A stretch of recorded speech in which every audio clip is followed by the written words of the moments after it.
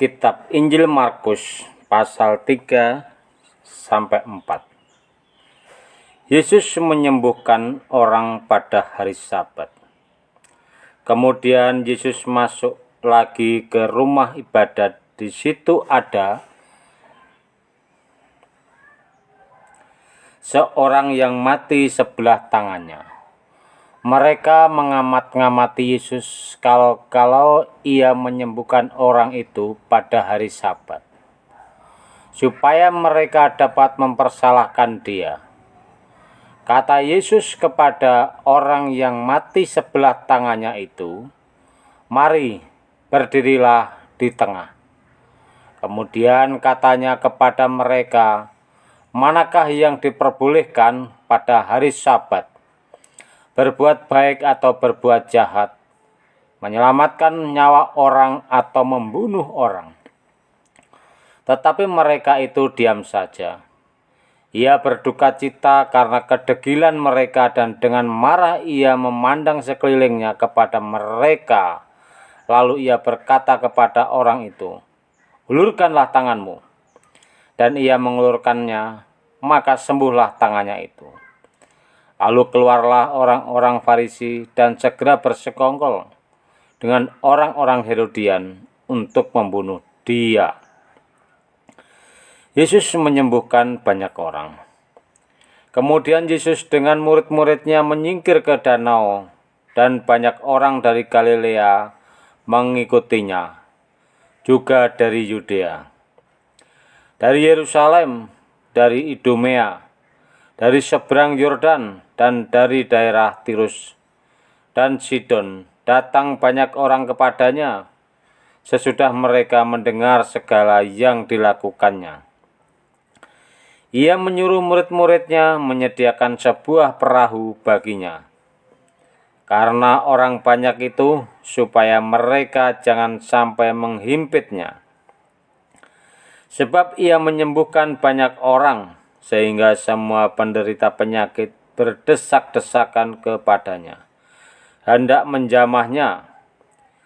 Bila mana roh-roh jahat melihat dia, mereka jatuh tersungkur di hadapannya dan berteriak, "Engkaulah Anak Allah." Tetapi ia dengan keras melarang mereka memberitahukan siapa dia.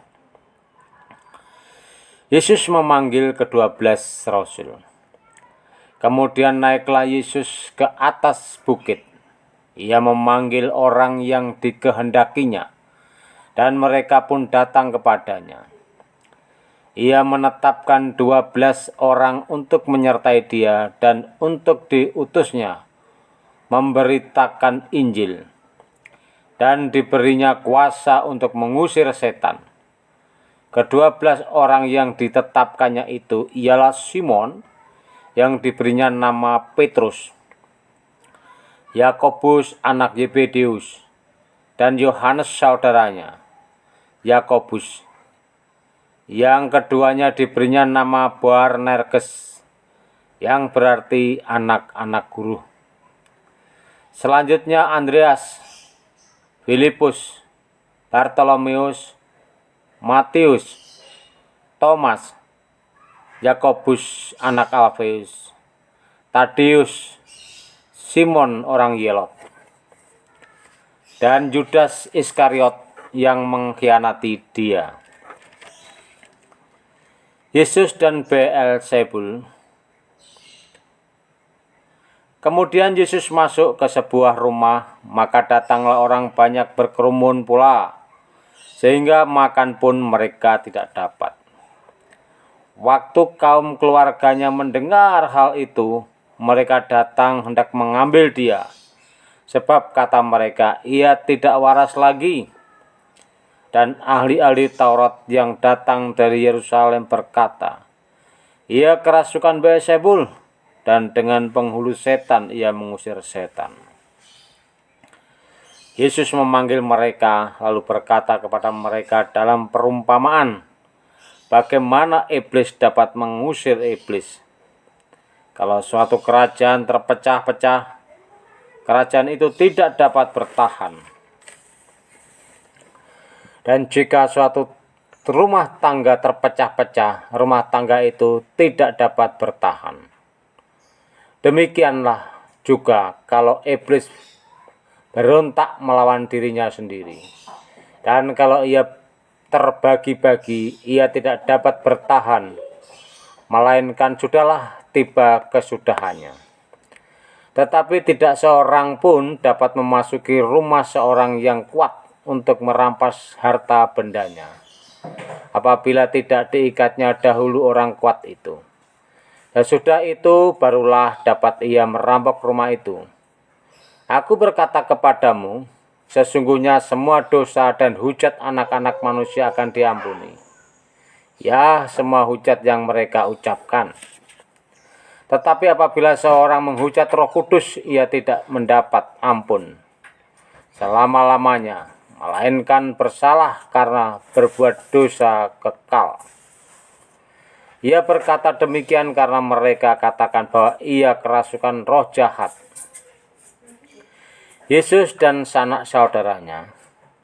Lalu datanglah ibu dan saudara-saudara Yesus sementara mereka berdiri di luar. Mereka menyuruh orang memanggil dia. Ada orang banyak duduk mengelilingi dia. Mereka berkata kepadanya, "Lihat, ibu dan saudara-saudaramu ada di luar dan berusaha menemui engkau." Jawab Yesus kepada mereka, "Siapa ibuku dan siapa saudara-saudaraku?"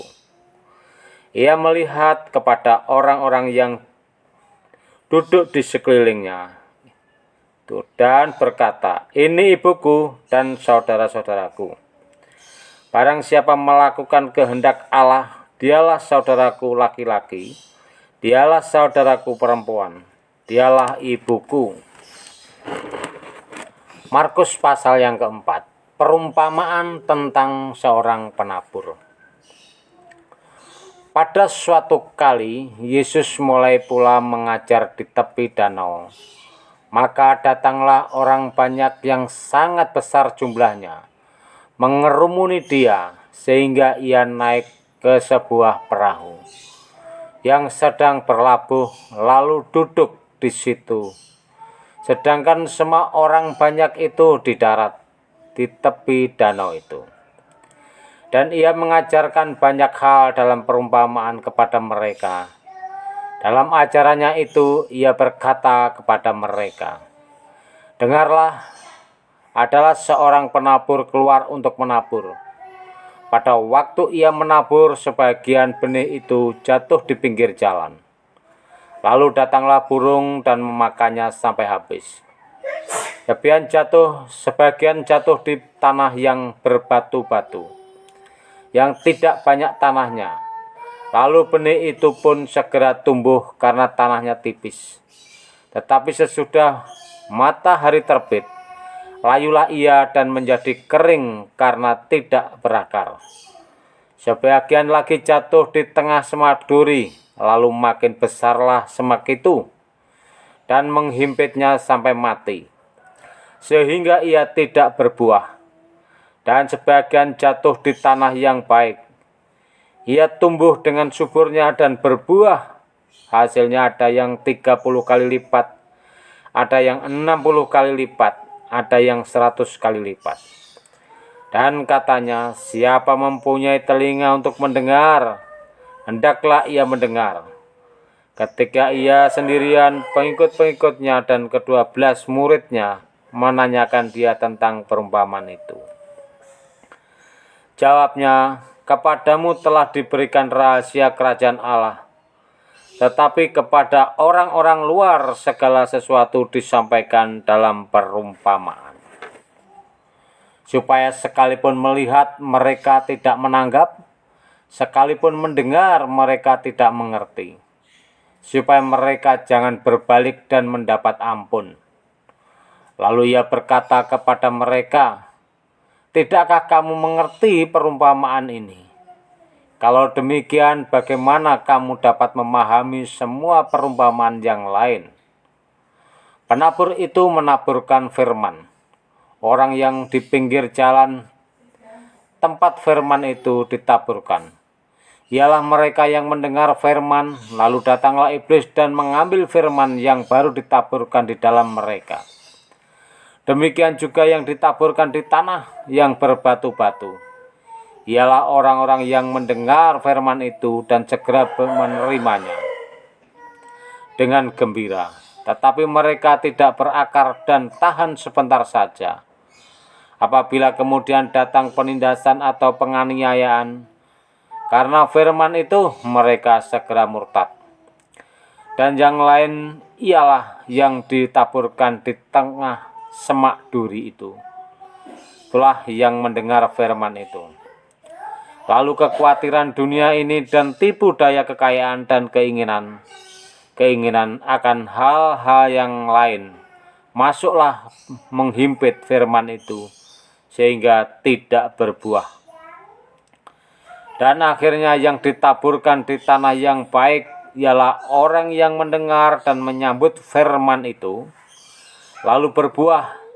Ada yang 30 kali lipat, ada yang 60 kali lipat, ada yang 100 kali lipat. Perumpamaan tentang pelita dan tentang ukuran. Lalu Yesus berkata kepada mereka, orang membawa pelita bukan supaya ditempatkan di bawah gantang atau di bawah tempat tidur, melainkan supaya ditaruh di atas kaki dian. Sebab tidak ada sesuatu yang tersembunyi yang tidak akan dinyatakan, dan tidak ada sesuatu yang rahasia yang tidak akan tersingkap. Barang siapa mempunyai telinga untuk mendengar, hendaklah ia mendengar. Lalu ia berkata lagi, camkanlah apa yang kamu dengar. Ukuran yang kamu pakai untuk mengukur akan diukurkan kepadamu, dan di samping itu akan ditambah lagi kepadamu. Karena siapa yang mempunyai kepadanya akan diberi, tetapi siapa tidak mempunyai apapun juga yang ada padanya akan diambil daripadanya. Perumpamaan tentang benih yang tumbuh. Lalu kata Yesus, beginilah hal kerajaan Allah itu, seumpama orang yang menaburkan benih di tanah, lalu pada malam hari ia tidur, dan pada siang hari ia bangun, dan benih itu mengeluarkan tunas, dan tunas itu makin tinggi. Bagaimana terjadinya? Tidak diketahui orang itu. Bumi dengan sendirinya mengeluarkan buah, mula-mula tangkainya, lalu bulirnya, kemudian bulir-bulir yang penuh isinya. Dalam bulir-bulir itu, apabila buah itu sudah cukup masak, orang itu segera menyabit sebab musim menuai sudah tiba. Perumpamaan tentang biji sesawi. Katanya lagi,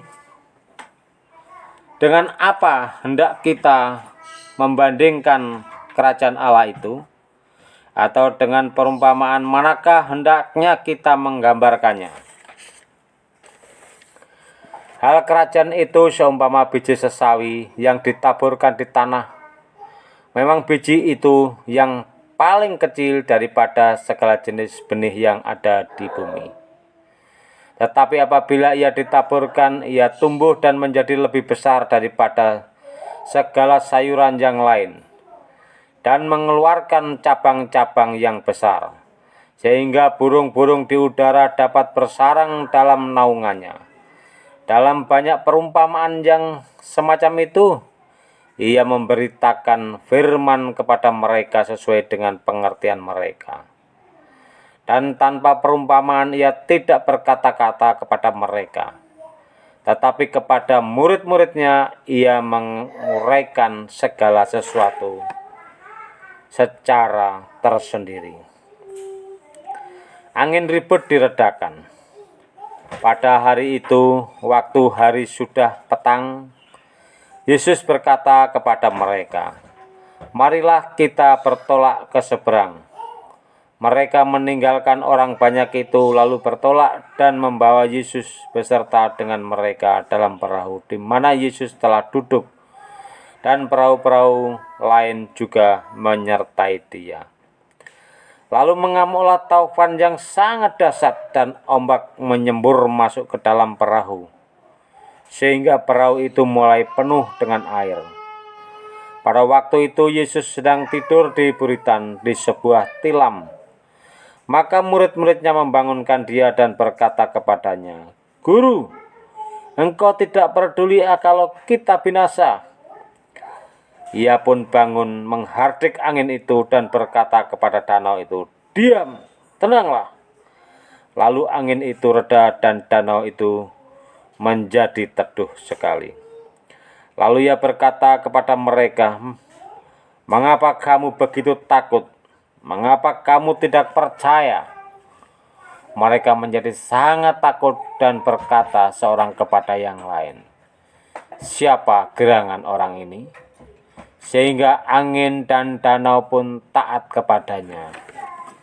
Amin.